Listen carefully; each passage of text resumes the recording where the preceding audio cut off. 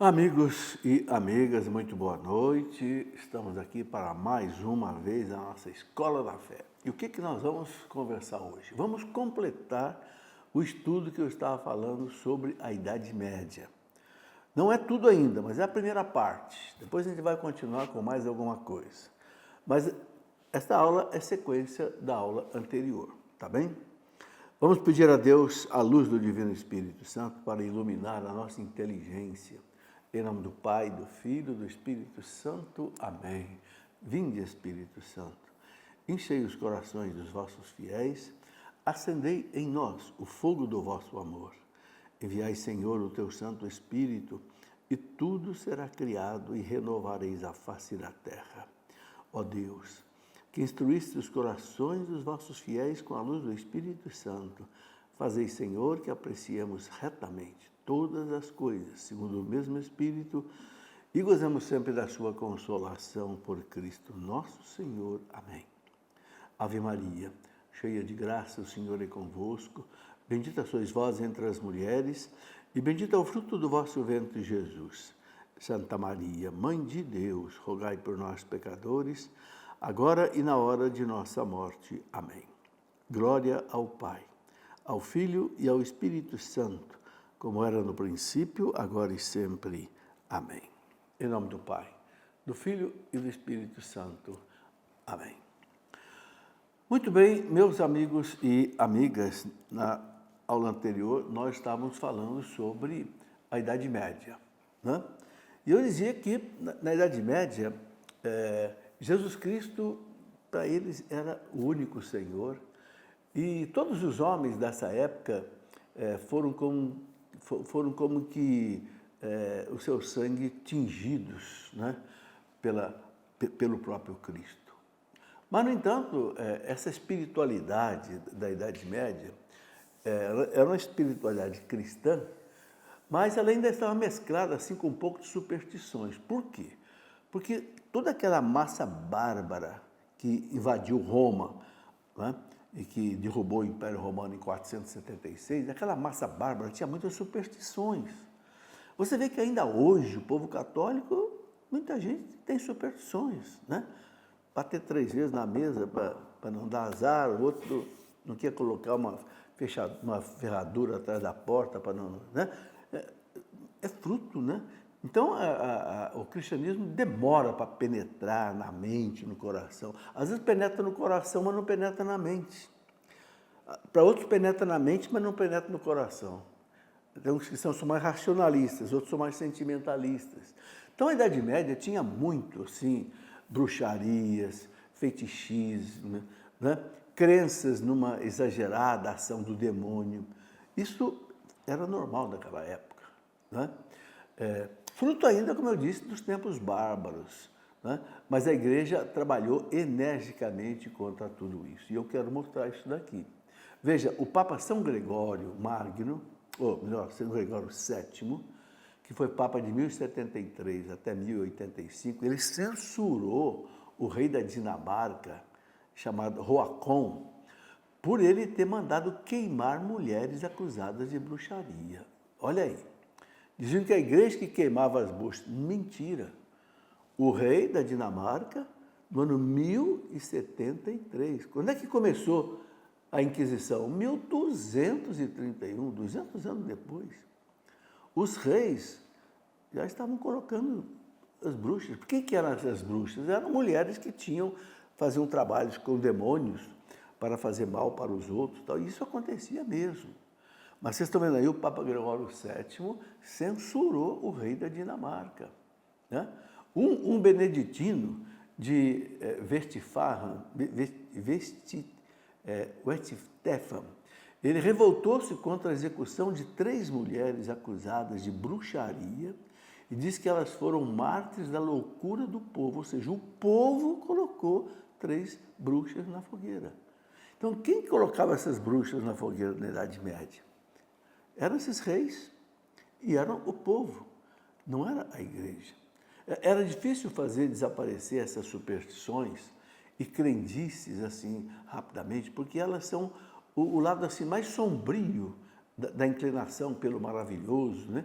que se encontra em todo o povo, que ainda não está maduro na fé, não está maduro na ciência, então tem essas superstições. Mas esses fatos tristes, eles não anulam o testemunho de milhares de santos e de místicos, né, que viveram na Idade Média. Surgiram santos em toda parte, padres, monges, bispos, papas, reis, príncipes, artesãos, camponeses, até soldados e intelectuais, santos, como nós já podemos ver aqui, né? Milhares são os que deixaram, por exemplo, o mundo e foram para os conventos, por amor a Deus. Você pega aí quantos e quantos, né? Então, a Idade Média ele é um tempo assim místico. Os grandes homens, eles são muitos.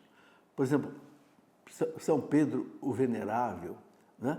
O mais célebre dos abades de Cluny. Cluny foi aquele mosteiro famosíssimo da França no século XI. Santo Anselmo, né, doutor da igreja, foi abade de Bec e arcebispo de Canterbury, na Inglaterra. Gente do ano 1000 e pouco. Né? São Bernardo, né, século XI, doutor da igreja. Né?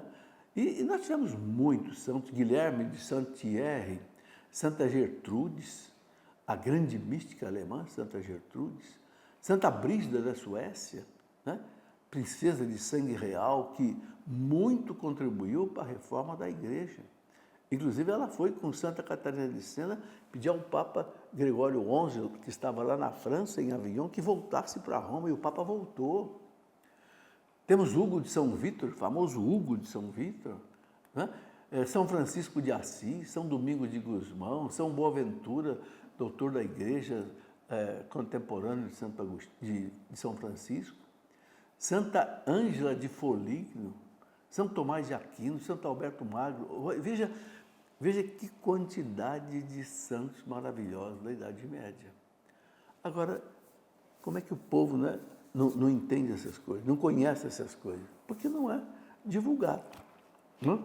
É por isso mesmo que eu escrevi esse livro, quero até mostrar aqui mais uma vez, uma história que não é contada.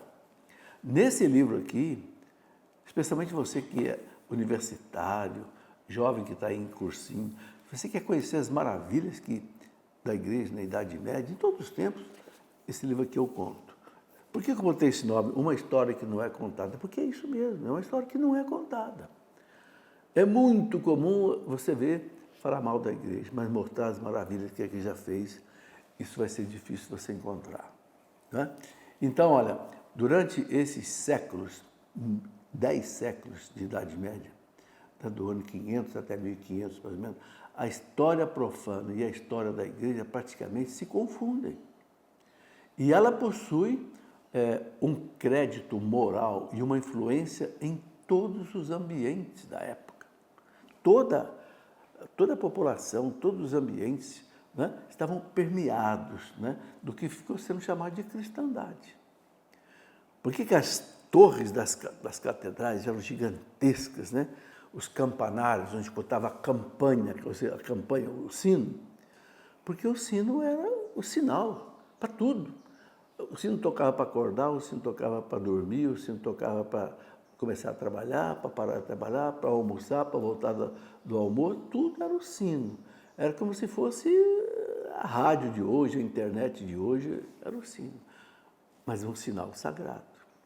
Por isso que o Papa João Paulo II dizia, o sino é um sinal da fé. Infelizmente, muitos emudeceram. O Papa João Paulo II disse isso para os bispos uma vez. Bom, então é por isso mesmo que a heresia, que era sentida como um verdadeiro crime religioso, né, era igualada a um crime de lesa majestade. Quer dizer, a cristandade, né, estava tão voltada para a igreja que a heresia, pelo poder civil, pelos reis, era considerado crime de lesa majestade. E os reis, muitas vezes, condenavam à morte um crime de heresia.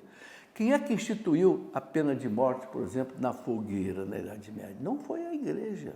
Quem foi? Foi o imperador alemão Frederico II. Ele instituiu, lá por volta do ano 1200. Não foi a igreja. Então, os tribunais civis, eles aplicavam penitências aos criminosos como, por exemplo, uma longa peregrinação, flagelação, esmola, os tribunais civis. Assim, a igreja fez nascer um tipo humano de uma civilização que, mesmo com os seus defeitos, são dignos do homem, né? A força da igreja era uma força espiritual. O povo acreditava em Deus, né? Eles sabiam, né? E acreditavam que a Pedro e aos apóstolos foi dito, né? Tudo que vocês ligarem na terra será ligado no céu. Que está lá no Evangelho de São Mateus, capítulo 16, depois capítulo 18. Né? Por isso, esse povo tinha, assim, temor de Deus. Temia o anatemacite. O que era o anatemacite? Maldito seja, né? Quando o Papa decretava um anátema para uma cidade, meu Deus do céu, o povo ficava apavorado. Né? A excomunhão, o interdito, as ameaças de castigo. Né? Porque onde o Papa decretava um interdito numa nação, né? Não tinha missa, não tinha sacramento, não tinha nada, o povo ficava apavorado. E, por outro lado, se acreditava também nas indulgências concedidas pelo Papa, que estão em vigor até hoje. Né? Você sabe muito bem, toda hora o Papa Francisco autoriza penitências para várias festas que acontecem na igreja. Então, só para dar um exemplo, entre os soberanos, por exemplo, Filipe I da França e Godofredo de Lorena, Filipe Augusto, Luís VII, Afonso IX de Leão, na Espanha, e muitos outros foram excomungados pelos papas. Veja, eram príncipes cristãos, reis cristãos, que quando faziam alguma coisa, eram sim excomungados. Vou dar exemplo, Filipe I da França, Godofredo de Lorena, Filipe Augusto da França, Luís VII da França, Afonso IX de Leão na Espanha e outros. Quer dizer, então, a igreja não fechava os olhos assim para os erros dos reis, não. Né? Luís VII, né?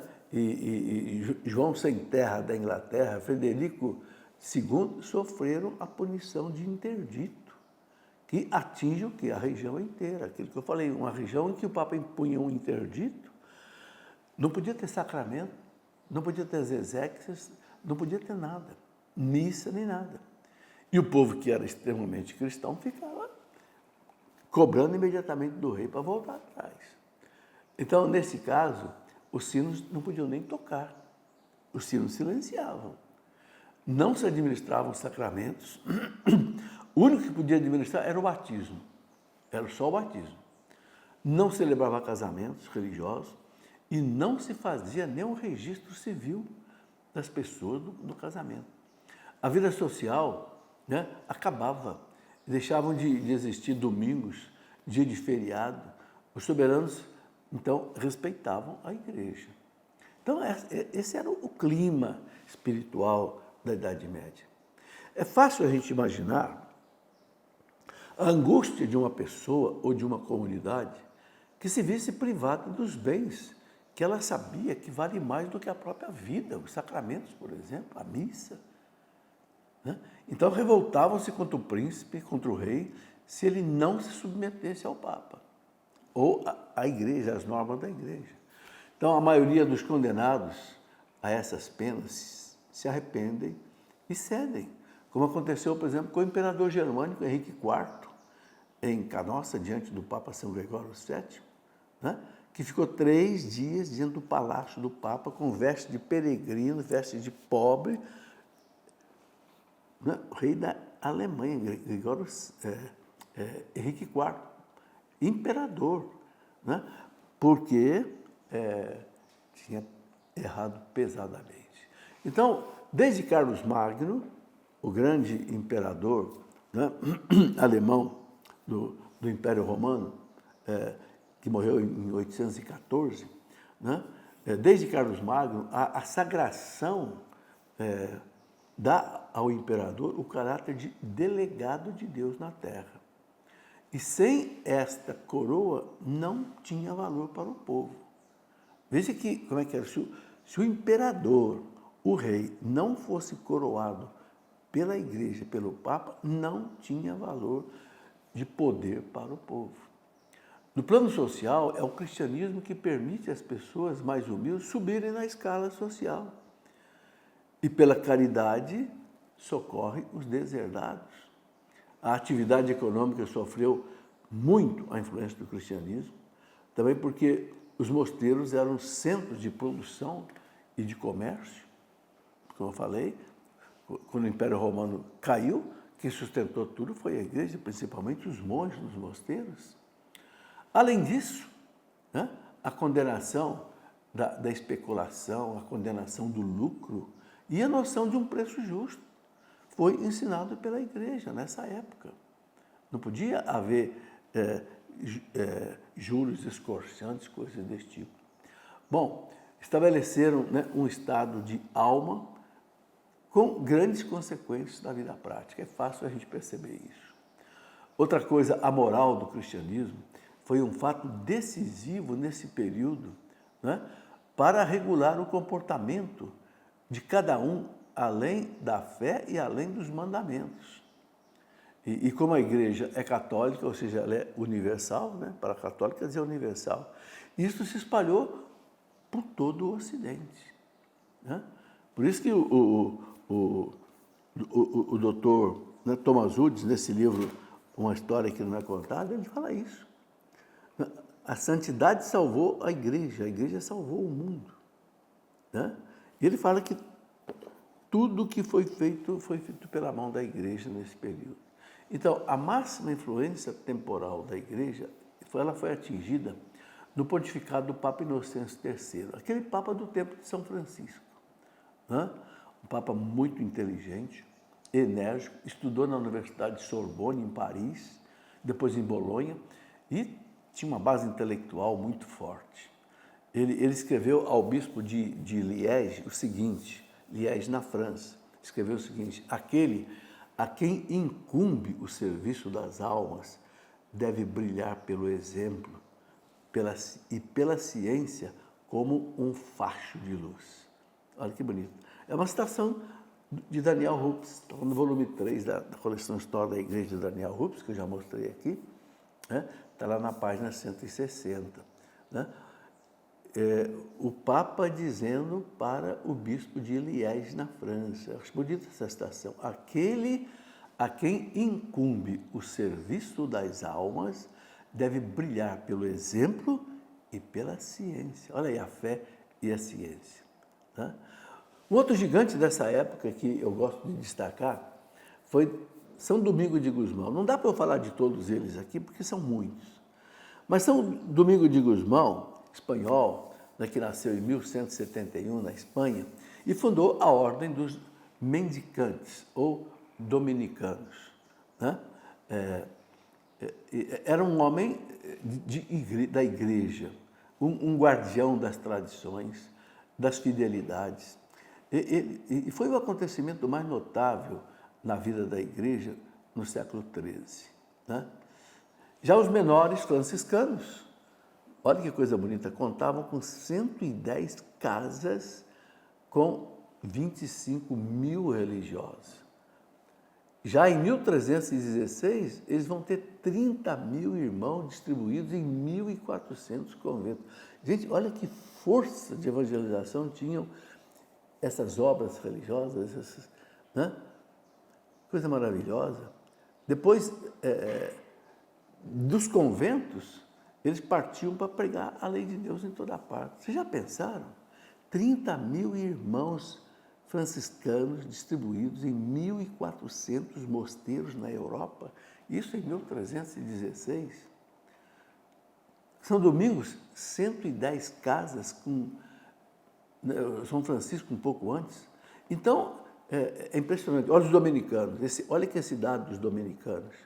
Eles tinham 7 mil membros em 1256. Já em 1303, tinham 10 mil em 600 conventos e 20 mil dominicanos em 1337. Então, olha, só juntando os dominicanos, os franciscanos, os cistercienses, Os beneditinos, meu Jesus amado, eles permearam a Europa de mosteiros e de evangelização por toda parte. Né? Bem, os mendicantes de São Domingos, né, auxiliaram muito o Papa e muito atuaram na reforma moral que era preciso na Igreja. Quem poderia impedir a Europa de se tornar uma Europa cristã? Né? Um verdadeiro exército de Cristo caminhava pela Europa inteira. Uma coisa impressionante. Muita gente não sabe disso. Né? Também nessa época, como sempre a Igreja nunca fez acepção de pessoas, né? Os pobres, até escravos, podiam subir. Houve papa que tinha sido escravo.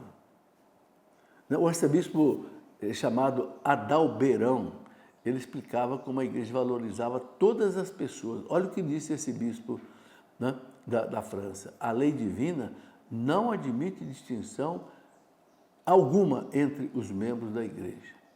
Então, ela torna-os a todos de igual condição, por mais desiguais que os tenham feito a posição social e até o nascimento de cada um, né? Porque alguns nasciam nobres, outros nasciam mais simples, né? Aos seus olhos, o filho do artesão não é inferior ao herdeiro do monarca. Foi isso que fez com que, eu já falei disso daqui, né? Quando o cristianismo entrou em Roma, fez com que os escravos se tornassem muitos cristãos, porque você sabe que na época de Roma, 2/3 da população eram de escravos. 2/3 eram de escravos.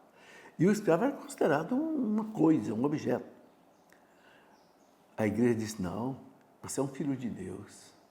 Por isso que a gente vai ver muitos escravos que se tornaram até mártires, como, por exemplo, Santa Felicidade. Né? Vou dar um exemplo. O grande Suger foi abade de Saint-Denis. Ele era filho de um servo de Gleba. Né? Olha aí, se tornou abade de Saint-Denis, na França. Maurício de Sully, que foi bispo de Paris, que construiu a igreja de Notre-Dame de Paris, era um filho de mendigo. Olha, gente, como é que a igreja propiciava o crescimento na Idade Média da pessoa simples. Suger, abade de Saint-Denis, era filho de um servo de Gleba. Né? Na época que havia lá os feudos, né? Dos senhores feudais, e havia os servos de Gleba. Né? Maurício de Sully, bispo de Paris, que construiu a Basílica de Notre-Dame de Paris. Essa que queimou há pouco tempo atrás, que foi reconstruída, era filho de mendigo. São Pedro Damião, futuro cardeal, doutor da igreja, ele era guardador de porcos. Como Vaso, que foi bispo de Liège, na França, a mesma coisa. Então, é uma mentira dizer que a igreja não privilegiava os pobres, os simples na Idade Média, que só os ricos tinham escola. Mentira. Os historiadores mostram que isso é mentira. Essas citações eu tiro dos livros aí de Daniel Hopes, de Thomas Woods e de tantos outros historiadores modernos. Entre os papas, São Gregório VII era filho de carpinteiro. São Bento XII era filho de um açougueiro. Gustavo IV, Papa, era filho de um sapateiro. Bento XI era filho de um pastor de cabras, sem falar de tantos outros. Se você quiser ver as citações bibliográficas, de onde é que eu tirei isso, nesse livro aqui está tudo aqui, ó. Uma história que não é contada, você encontra essas citações todas. Tudo isso, gente, muito mais coisa, a gente podia colocar ainda. Né? Vale a pena você ler esse livro, uma história que não é contada, porque se você vai ver muito mais coisas ainda, tá bem? Na nossa próxima aula, a gente vai continuar esse estudo, só que mostrando como é que era a tecnologia na Idade Média. Fica com Deus, que Deus o abençoe.